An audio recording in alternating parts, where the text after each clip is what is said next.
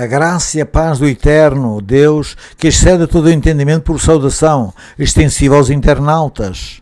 Estação Profética, Real de Frei José, vosso servidor, com o e-mail de freijosésimões@gmail.com. Vamos iniciar com uma oração.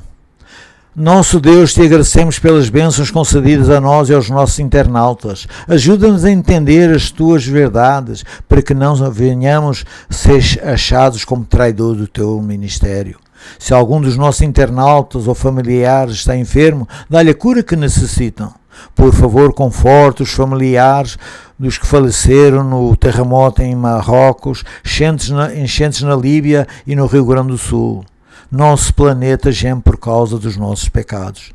Aqui em nossa nação estamos debaixo de uma grande tormenta. Todavia não sabemos se tem salva-vidas para todos. Por amor àqueles que te amam nesta nação, todos possam ser beneficiados. Tem compaixão e misericórdia de nós. Te suplicamos em nome do nosso Yeshua. Amém. As nossas cordiais saudações. Obrigado pela colaboração que vocês estão dando. Cerca de 100 pessoas estão vendo em 2 semanas o vídeo, né? Obrigado pela colaboração. Espero que vocês gostem e que as coisas que melhorem dia a dia estejam melhorando, tá bom? Então vamos às nossas considerações de hoje, que nos diz sobre a cura de uma mulher encurvada, que sim, o texto se encontra em Lucas 13, de 10 a 17, né? Então diz, certo sábado Jesus estava ensinando numa sinagoga, ali estava uma mulher que tinha um espírito que a mantinha doente, havia 18 anos. Ela andava encurvada e de forma alguma podia endireitar-se. Ao vê-la, Jesus chamou à frente e disse-lhe, mulher, você está livre da sua doença. Então lhe impôs as mãos e imediatamente ela se endireitou e passou a louvar a Deus. Amém. Indignado porque Jesus havia curado no sábado, o dirigente da sinagoga disse ao povo, há 6 dias em que devemos trabalhar, venham para serem curados nesses dias e não no sábado. Então o Senhor Jesus respondeu, hipócritas, cada um de vocês não desamarra no sábado o seu jumento do estábulo e ele vai levá-lo para que possa beber a água? Então esta mulher, uma filha de Abraão, a quem Satanás mantinha presa por 18 anos, não deveria, no dia de sábado, ser libertada daquilo que aprendia? Tendo dito isto, todos os seus oponentes ficaram envergonhados. Todavia, o povo se alegrava com todas as maravilhas que ele estava fazendo. Amém? Quer dizer, o povo que tinha menos escola, que não tinha livro nenhum, então estava mais por dentro das coisas que o próprio líder religioso. Viu qual era a tristeza daquele tempo? Então vemos aqui, quando estamos em posições de influência ou autoridade na congregação, devemos ter cuidado para não deixar as tradições e costumes louvar o lugar daquilo que é o mais importante para Deus. O que é mais importante para Deus? As necessidades das pessoas. Amém? Por isso, né? O nosso Jesus sabia o que é que estava fazendo, né? E ele estava falando coisas que eles deveriam conhecer, porque o Moisés já tinha dado para essas leis ainda quando eles estavam peregrinando no deserto, durante 40 anos, né? Vocês viram, os povos de Israel era considerado como era escravo no Egito, tratado pior que os animais, e Deus teve compaixão e misericórdia e tirou-os de lá, ouviu as súplicas deles. Mas quando vieram, as pessoas precisavam ser civilizadas. E Deus deu para eles normas de comportamento com o ser humano, normas de higiene e de saúde. Saúde, como não tinha, eu estava vendo um programa há um tempo atrás que houve coisas que sobre higiene que os judeus, que Deus deu para eles há milhares de anos, e só há 100 anos atrás é que se descobriu que aquilo que era correto, né?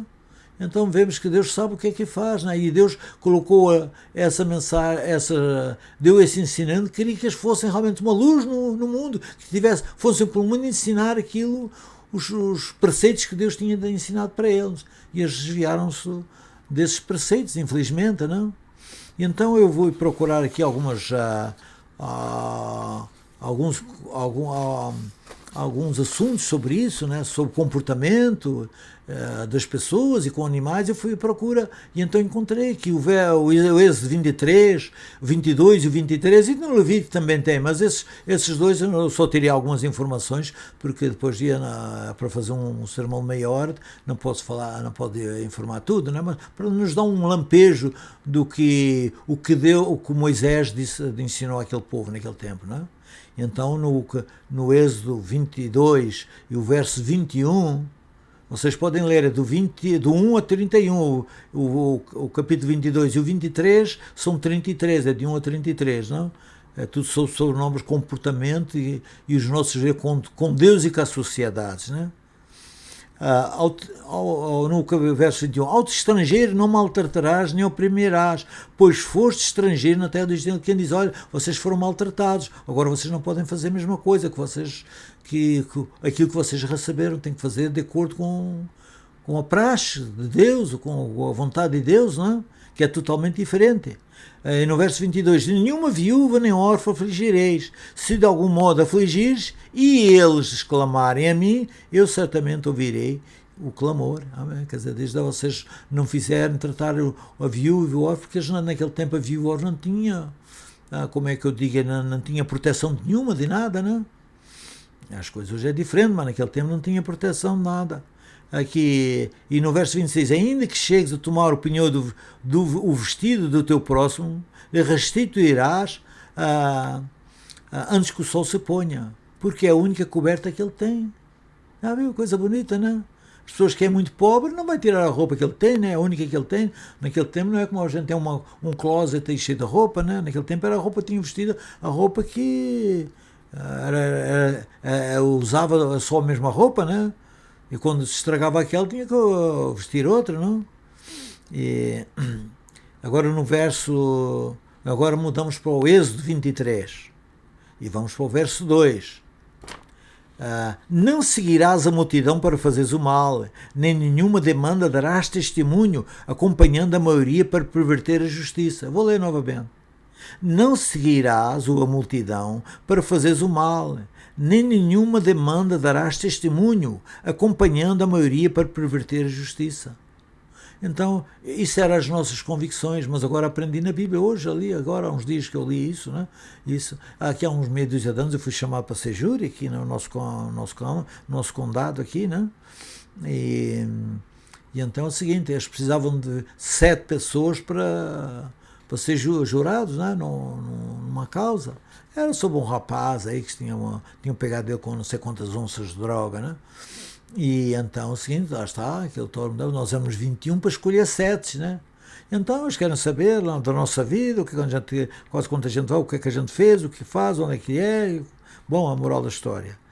E chegou uma hora que tinha essa pergunta aqui, que era, se a maioria, que nós ia ficar, era 7, acho que há alguns lugares que é mais, mas aqui eles precisavam só de 7 para ser júri. Se a maioria concordar com o veredito, tiver um veredito, e só nós tivemos as convicções diferentes, você apoia os outros ou você fica com com as suas convicções? E eu, de acordo com o que estava falando, eu já sabia que não ia ser chamado, ok? Por causa que nós éramos 21, tinha 2 bancos assim, ou 2 ou 3, e tinha o juiz, tinha o promotor de justiça, tinha do outro lado a pessoa que tinha sido convicto do crime, e com o advogado, e sempre que o juiz me perguntava uma coisa, eu me botava em pé. Eu botava-me em pé para falar. E eu, não precisa levantar. E as 5 ou 6 ou 7 vezes que eles mandarem, eu sempre me pus em pé. O juiz mandava sentar, mas eu não sentei. As minhas conversas que eu achava que era, já vê, isso aqui é carne de pescoço, isso aqui não serve para ser júri, isso aqui tem as suas convicções. Então eu e um senhor que estava na frente, respondemos que não é, as nossas convicções é contra. E vocês sabem, quando não sei como é que é em Portugal, nem no Brasil, nem no Cabo Verde, não sei como é que é, aqui o juros 7, aqui era para ser 7, tem que estar todo de acordo para dar o veredito final, né? O acusado, né? E se houver um que é do contra, que as convicções, vocês aqui pode demorar dias e semanas ali, com aquele caso ali enrolado. E a gente ganha, acho que eles dão $10 a cada pessoa, a $10 a cada pessoa, cada dia que vai ali, e a pessoa que trabalha não quer estar perdendo dinheiro também, nem quer estar ali 2 ou 3 ou 4 dias para resolver um problema que poderia ser resolvido em 5 minutos ou 3 minutos, mas depois você não pode, se você acha que as coisas não estão corretas, você tem que ir pela maioria, e eles não querem isso também. Então eu e aquele senhor, que tenho um senhor na minha frente, não fomos convocados dos 21, não fomos só nós dois, porque os outros 14 também foram tirados fora, teve mais 14, éramos 14 que sair fora para ficar 7. E então é o seguinte, então vocês veem, então as minhas convicções está a condizer, porque eu não sabia nem que existisse, nunca tinha isso lido aqui na Bíblia, né? Amém, por isso já aprendi mais uma coisa, não? Agora diz assim, agora no verso 5, né, no verso 23, se vires deitado debaixo da sua carga o jumento daquele que te odeia, não passarás adiante, o ajudarás e levantá-lo. Então o que é que está aqui, querido? Então aqui não está dizendo que as normas de comportamento, lógico, há coisas, trabalhar, amaciar, cultivar a terra e tudo, é diferente, mas ser hospitaleiro, ser bondoso, ser carinhoso, ajudar aqueles que precisam o dia de sábado, acho que não tem nada de errado, não é? Porque aqui não diz que é só 6 dias por semana, diz não passarás em frente. E aqui não é para fazer um favor à pessoa que te odeia, para fazer amizade, porque a pessoa odeia, não é? O que o Moisés está aqui ensinando. É para ajudar o animal que está debaixo da carga. Não interessa se é filho daquele que, se é o animal daquele que odeia ou nos odeia, ou que é amigo. Não é por amor isso, é porque é o nosso dever, sem ajudar o animal, não é? A levantá-lo. Amém, por isso, não é? Então vemos que tudo quanto Deus fez foi bem feito, que deu tudo para Israel. Eles é que perverteram as coisas, e os líderes religiosos, não? E então diz, no verso agora 12, no 23, 12, 6 dias farás os teus trabalhos, mas ao 7º dia descansarás, para que descanse o teu boi, o teu jumento, e para que tome alento o filho da tua serva e o estrangeiro. O que é que diz? É o seguinte aqui, o que eu entendo no meu pouco conhecimento, teologia, é o seguinte, Deus está aqui falando, tu és israelita, tens os teus afazeres religiosos, mas esses que não são israelitas, eles podiam ser israelitas porque havia estrangeiros e escravos que depois se aceitaram, foram como é que eu digo, circuncidados e aceitaram o judaísmo, mas esse aqui não está falando que é daqueles que aceitaram, é o teu escravo, o filho da tua escrava e o teu estrangeiro que mora com a gente, que trabalha para você. Então eles têm que descansar. Tu vais fazer os teus edifícios, lá as tuas orações lá no templo, e ele fica descansando, que ele não é para ganhar alento. E os animais também, até os animais aqui para ganhar alento. Os animais não vão do israelita, que são israelitas, não vai adorar, mas pelo menos para descansar. Desde quando fez o sábado, não foi só para adorar, foi para você também descansar. Entende? Tem a dupla função o sábado. Você adorar a Deus e você descansar dos seus afazeres. Não paga contas, não vai aqui, não vai lá, não vai no município, não vai comprar comida. Então você está descansando, refazendo o quê? Ganhando alento para no próximo dia poder estar a trabalhar de novo. Não é? Já viu que Deus fez as coisas tudo maravilhoso, como foi maravilhoso tudo o que Deus fez? E então o seguinte, vocês veem, é o seguinte, nós temos que ver, é o seguinte, que Deus, quando foi no tempo de Jesus, as coisas já estavam tudo fora, já há 700 anos antes, vocês vão ver a história do rei Acabe, que é 700 anos, 740 anos acho que antes de Cristo. O que é que ele fez? Foi lá na Síria, em Damasco, fez amizade lá com ele, andou e já trouxe lá a pessoa que ia com ele, não, vocês querem um altar igualzinho a esse, os deuses lá dos deuses da Síria, a Síria, levar lá para lá, e mandou fazer e fez lá em Jerusalém. E o que é que ele fez? Ou ele mandou matar um filho, próprio filho dele, para entregar aos deuses, para sacrificar. Vocês já viram que nem só maldade com a criança, como é um pecado contra Deus, oferecer um filho a um Deus estranho. O rei Acás. Então vemos a história o seguinte, que Deus é um Deus de amor, Ele não se deixa escarnecer. E depois vocês vão ver a história, 700 anos depois, ou 800 anos depois, quando Cristo veio, estava tudo fora. Nos preceitos, vocês se lerem até o Josias, foi quase um dos reis melhores de Israel, estou só aqui botando aqui, e você o que é que ele fez? Eles, a uma altura, tiveram que reconstruir, fazer certos concertos, no tempo que estava precisando, né? Então mandou o escrivão lá falar com o sacerdote, Eliaquias, acho que é o nome, Eliaquias, o sacerdote, e então o que acontece? E o sacerdote tinha, quando andou procurando, viu o que é que precisava de arranjar no templo, para arranjar no templo, que estava precisando de reparação, ele encontrou os livros da lei, ou os rolos da lei, e falou para o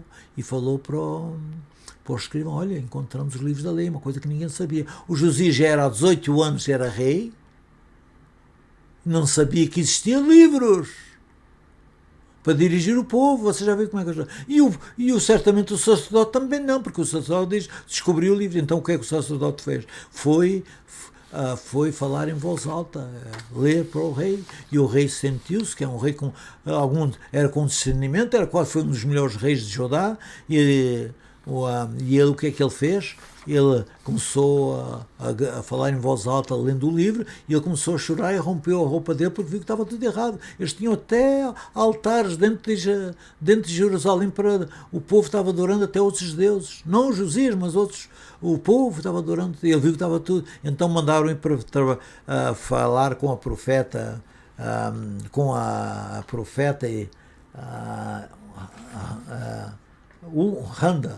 Hulda, ok?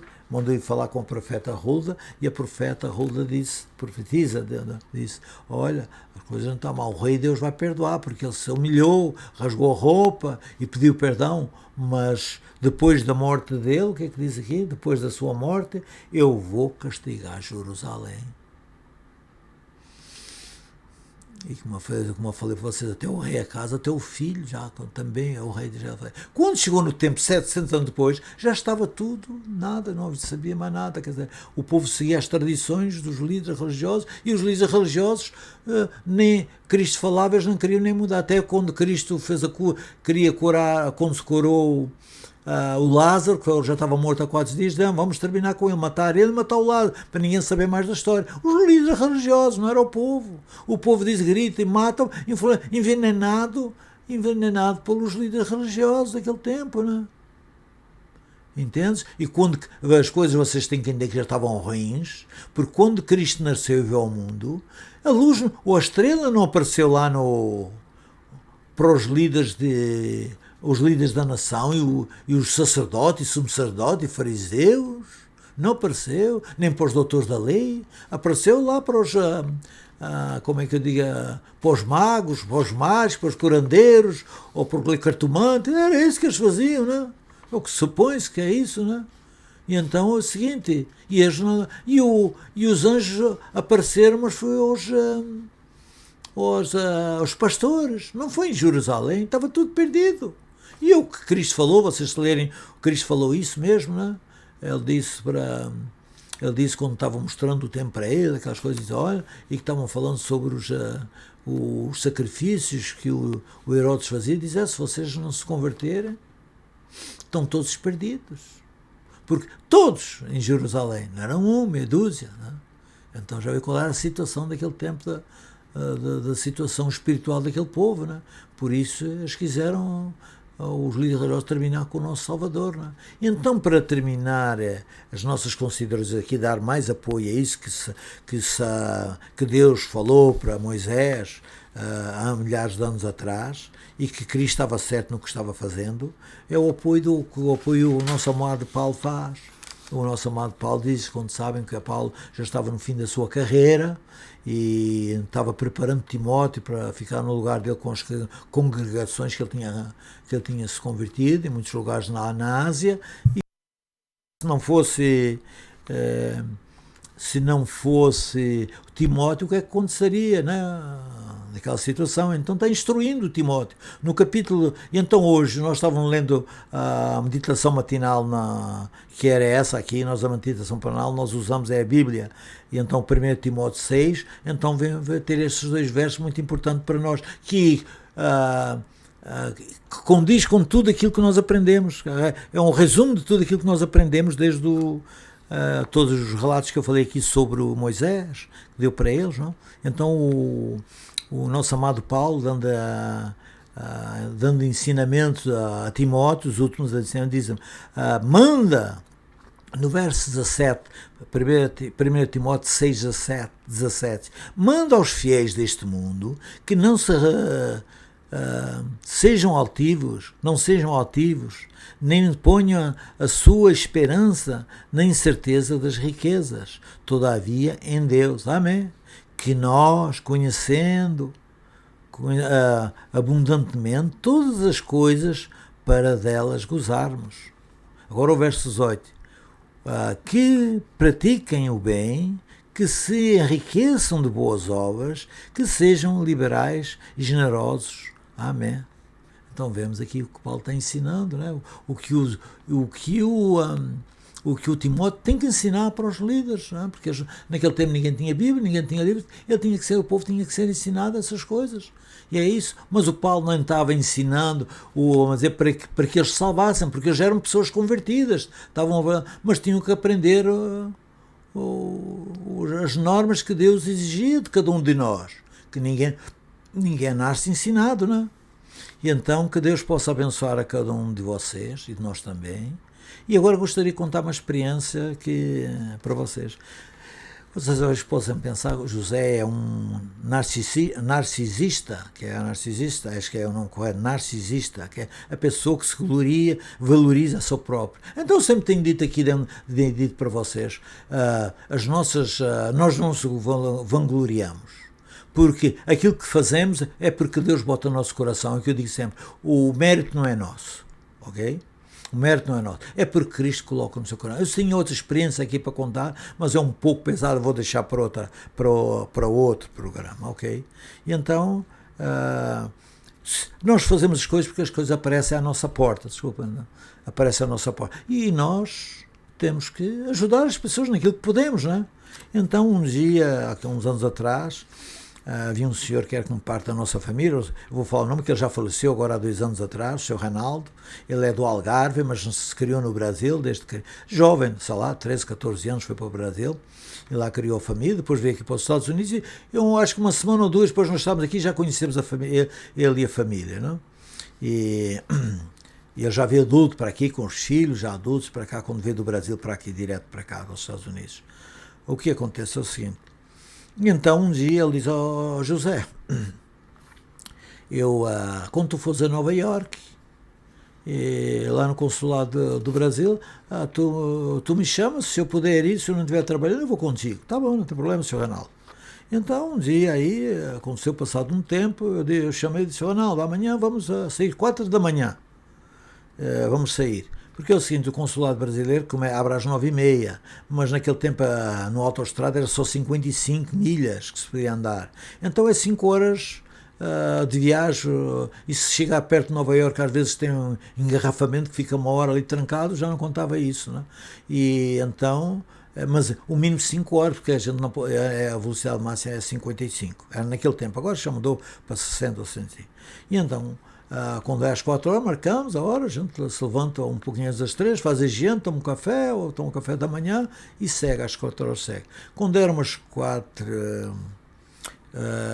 2h30 de viagem, ainda faltava mais 2h30, porque a gente chega lá, tem que chegar cedo, porque o consulado brasileiro só abre às 9h30, mas só fecha ao meio-dia. Da parte da tarde é só para você ir lá buscar algum documento que você deixou para tratar, para fazer alguma coisa, e você vai pegar os documentos da parte da tarde, mas já não tem atendimento, não dá atendimento depois do meio-dia, é só para levantar documentos. Então a gente tem que ir bem cedo, né? Então nós já tínhamos andado 2h30 de viagem, e então chega ele para mim, eu acho que eu já estava cansado, né? Ainda faltava mais 2h30, o mínimo, né? Diz, Joe, qual é a tua? Quando ele que disse qual é tu, já sabia que ele queria me criticar, né? Ou me chamar de bobo, né? E eu, como a gente já é amigo, ele faleceu agora aqui, não sei, há 2 anos atrás, era uma pessoa da nossa família, e eu digo, Sr. Reinaldo, então vou contar uma história para você, para o senhor, o seguinte, isso que eu estou fazendo, o senhor sabe que eu não estou cobrando nada a ninguém, da nossa casa lá são 370 quilômetros cada lado, a gente tem que almoçar em qualquer lugar, tem que comprar uma hambúrguer, tem que ficar, ou tem que ir no McDonald's, e depois tem que andar mais outras 5 horas, e se a gente sai uma hora que você tem que pegar um documento da parte da tarde, e você sair depois das 3 horas de Nova Iorque, naquele tempo já era difícil, já demora, só para sair de Nova Iorque demora 1 hora, e depois mais 5 para chegar ao lugar. Bom, mas a moral da história, eu digo, Sr. Reinaldo, é o seguinte, isso que eu estou fazendo, eu faço isso por amor. O senhor sabe, né, que eu não estou cobrando nada, a pessoa vem aqui fazer um favor, e é o seguinte, mas um dia algum milionário brasileiro vai entender, vai saber da minha história e vai pagar isso tudo com juro e correção monetária. E tu é louco, Zé. O que é que tem com um milionário brasileiro vai te dar pagar alguma coisa? Digo, bom, então é o seguinte, vai-te pagar alguma coisa por tu aquilo que estás fazendo isso para os outros, para ajudando as pessoas? Diga, então vai aparecer um português luso-brasileiro, que já está há muitos anos, que é milionário, tem cheio do Brasil, está cheio de milionários luso-brasileiros, e que vai saber da minha história e que vai então recompensar o que eu fiz e com juro e correção monetária. Digo, outra, pior, o português não te tira, mas não te dá nada. Ele está falando aqui porque ele também é português e nós também somos portugueses. Não? Desculpa se tem algum português, não? Está a falar. E então é assim. E eu disse assim, Sr. Reinaldo, então é o seguinte, se não acontecer isso, nem com o brasileiro, nem com o luso-brasileiro, é o seguinte, a gente tem um Deus, conhece um Deus, e que Ele nos está dando a benção todos os dias da nossa vida, na nossa mente, e nós temos essa prova na nossa vida. Ele diz, olha, eu não entendo nada de religião. Eu não entendo nada de religião, mas isso eu acredito que estás falando. Se tu estás esperando de Deus, que eu não conheço nada, nunca li uma Bíblia, não entendo nada, não entendo, nem sou religioso, mas isso aí é possível que isso aconteça. Eu disse, não, Sr. Reinaldo, já está acontecendo, as bênçãos, a gente já está recebendo as bênçãos já há muitos anos, e ele começou-se a rir. Então, para vocês verem, aquilo que nós fazemos, eu disse aquilo para botar um pouco de ironia, para a gente não estar aí, em vez de estar falando disso, está falando mal. Mas é a realidade. Deus nos tem abençoado, a nós e à Cláudia. Estamos aqui, vivemos da nossa aposentadoria, eu e a Cláudia, temos aqui o nosso barraco, aqui, o nosso filho mora aqui do lado, Joel, estamos aqui há 20 anos, Deus nos tem-nos abençoado e está tudo certo. A saúde tem algum imprevisto, mas a gente também já perto dos 80, o que é que a gente espera? Vêm os problemas da saúde, mas mesmo assim Deus nos tem-nos abençoado, né? E é obrigado por isso, e não precisa mais nada. Agora, já viu se eu fosse a Nova Iorque, que vocês pensam, José está fazendo isso, mas o que é que a pessoa vai pagar? Sabe o que é que às vezes vou dizer uma ou duas expressões que às vezes as pessoas dizem, não tinham dinheiro para me pagar, certo? Digo, José, é o seguinte, quando chegar em Valadares, eu vou mandar fazer uma placa com o seu nome e vou botar na Praça Serra Lima. Não sei quem conhece Valadares, eu não conheço Valadares, mas é a praça mais famosa lá da cidade de Valadares, não é? Que é conhecida por todo mundo, é uma praça, que é a Praça Serra Lima, onde o pessoal se junta e assim, né? E então digo, eu vou botar uma placa. Isso para nós já justifica. Outros chegam, José, o senhor nunca mais vai entrar no Brasil sem ser cidadão brasileiro. Porquê, fulano? José, quando eu chegar em Minas Gerais, se o senhor quiser, eu vou lá no meio de... lá numa vila, no interior, e vou botar o senhor como se vou a certidão de nascimento, e o senhor, quando o senhor vai com um passaporte brasileiro entrar no Brasil, que o senhor merece. Então é isso que a gente recebe, não é? Essas considerações estimas para as pessoas têm por nós. Eu nunca ia fazer isso, nem ele ia fazer isso, mas não tem nada para dar, então nos agrada. Isso já é importante para nós, ter consideração e estima por nós, não é isso? Então é isso, por isso que eu digo às vezes essas experiências para vocês, para que amanhã vocês, não sei quem é que estou falando, eu não estou dando uma indireta para A nem para B, porque eu não sei quem é que vê, mas é para alguém que nunca fez isso, possa fazer. Aí o Paulo dando conselho para o Timóteo, ensinar para as pessoas qual era o comportamento que eles deviam ter com o semelhante, né? De que é que no fim que ele diz? Sejam liberais e generosos. É isso, liberais e generosos com as outras pessoas. É isso que o Paulo estava ensinando para o Timóteo. Que Deus tenha compaixão e misericórdia de nós, é o nosso desejo de nossa oração, e de nós e de vocês também, né? E que não sei se isso é muito importante para vocês, mas para nós é, e sabemos que nós a cada dia temos que aprender uns com os outros, né?